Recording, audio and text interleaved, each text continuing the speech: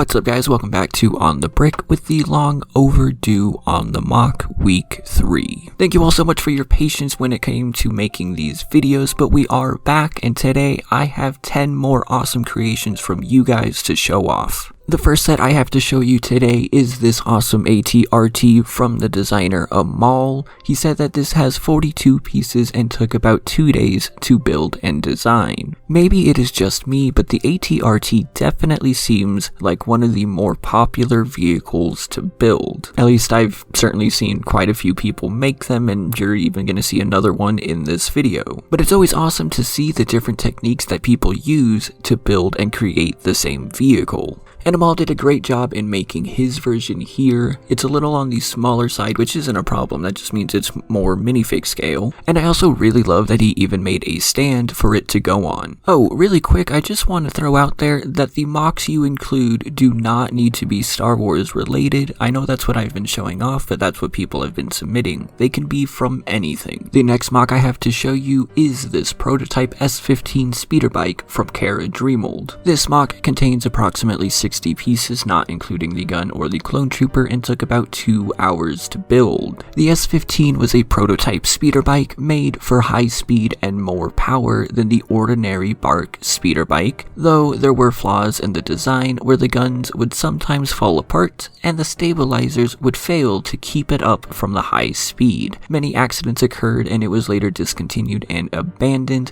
not even seen in combat from how common the flaws were. I think I talked about this briefly the last time I made one of these videos, but stories like that are part of why I love seeing your own creations. Where some might just see a mix of Lego pieces put together, Kara has a whole backstory and a whole world to go with it. And I do wonder if that story means that the guns on this set like to fall off or that the vehicle itself is unstable. It looks like a cool little speeder bike, and as always Kara added pictures from all sides so you can see everything. And like I said, I think this is a nice little speeder bike. But we are going to switch to a slightly larger mock coming from Dat Lego Man on Instagram. This is a Muunilist 10 ARC-170 starfighter. This build contains approximately 1100 pieces, and Dat Lego Man said that it took 10 to 15 hours to design and another 4 hours to build. He also said that this is a version 1 as there were some errors in the studio file that had to be fixed in the real build. I'm sure a lot of us can relate to that. I'm gonna just say that I think this is something that a lot of people would be very interested in having. The ARC-170 is already a very cool vehicle. The Muunilist 10 design is already awesome. Putting the two together is incredible. I don't think that this is minifig scale by the looks of it. It is slightly too big. Obviously it can fit 3 pilots and an astromech droid,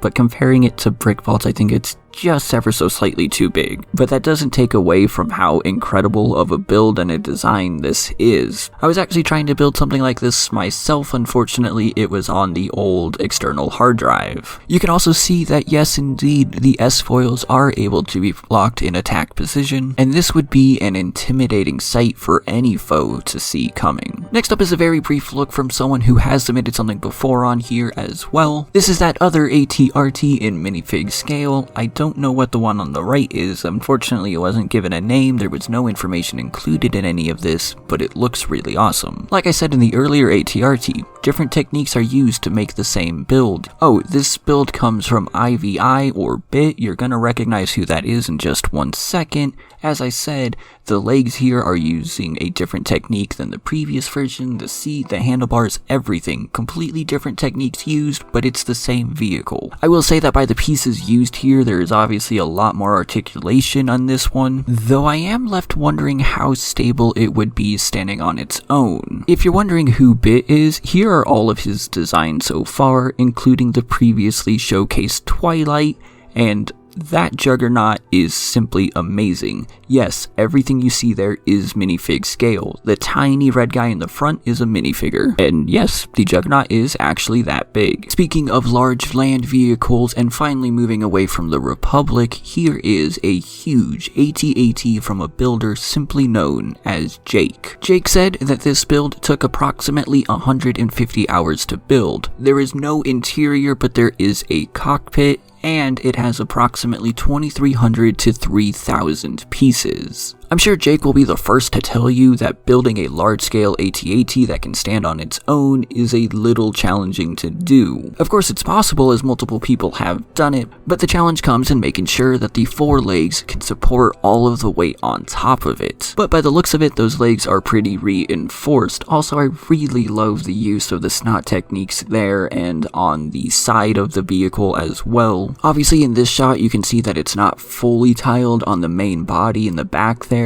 I don't know if that's going to change or not, doesn't really matter, I just really love how smooth it looks. Also, you can see how big these are compared to minifigures with those two tiny figures on the bottom there. This thing is huge. Imagine being a rebel soldier on Hoth seeing multiple of these march down on you. Good luck not being scared. While I'm sure many people would wish that there was an interior, that adds a whole other level of complexity, and I think this build in itself is already awesome enough. Jake, you asked about sending more mocks. If you are watching this video, please do send them. I would be very interested in seeing what else you have to offer. Up next is a guy who knows what I like. This is the Republic Y-Wing from the last Brickbender. They're not entirely certain of how many pieces were used, saying definitely over 1,000, maybe even over 2,000 pieces, and it took them about a week to build and design. This is one of the many vehicles I wish LEGO would make a newer, updated version of. If you are new to this channel, you should know that I am a huge fan of the Y-Wing. Every iteration of the Y-Wing from this Clone Wars version to the Resistance version seen in The Rise of Skywalker. And I think the last Brickbender did a wonderful job capturing the look of those very first original Y-Wings. This is a vehicle that was very clearly built for war. You can tell with how sleek it looks and its heavily armored design. I would say that this is almost UCS or maybe even minifig scale, and unfortunately there doesn't seem to be any sort of bombing mechanism, but I can't really complain because at a build this large and this complex, I can understand not including that. But as you can see, there is retractable landing gear. This is an incredible build that I hope we get to see in real LEGO form one day soon. Again, because I know they made the original. Switching back to the Galactic Civil War, we have the Imperial Repulsor Craft Tank by mocs-for-videos on YouTube. This is a vehicle that is never featured in the films, and I don't really know if it actually exists. Of course, in Rogue One, we do see the Imperial hover tank on Scarif, which is why here the terrain is meant to look just like Scarif. And again, this is one of the wonderful things about MOCs. You don't have to build something that exists. You can use whatever you want from your imagination and design whatever you want. As I just said, I don't know if this vehicle exists in the EU or anything like that, and even if it does, it's still a really cool design. This looks very Star Wars-y. And yes, if you haven't noticed in the last 8 minutes, my voice is very raspy today. This build reminds me a little bit of the hover tank, of course, but also the SFAT, the self-propelled heavy artillery tank, whatever that is called. Actually, I just realized it's not called SFAT, it's just like SFA-T, or whatever, this thing, it's been on screen this whole time. I also like that he included a picture of the tree that he made. Very simple design, still looks really cool. There's no information on how many pieces this is, or how long it took to build, unfortunately. So I am going to take this time to remind you all that if you want to see your mocks included, the instructions are in the description down below, but please do follow all of the instructions, including adding information about the build. And I don't mean to call out mocs-for-videos at all, this is a great build, it was just a good chance to remind everybody about that. Up next is a first for this show, as I am going to be including a build that's not even finished yet. Sure, a lot of people will tell you that their mocks aren't done, but you can see what I mean here. This mock comes from a guy simply known as Tyler, and unfortunately it's been a while since he sent this to me, so I don't know if he's updated it yet, but you can see that it's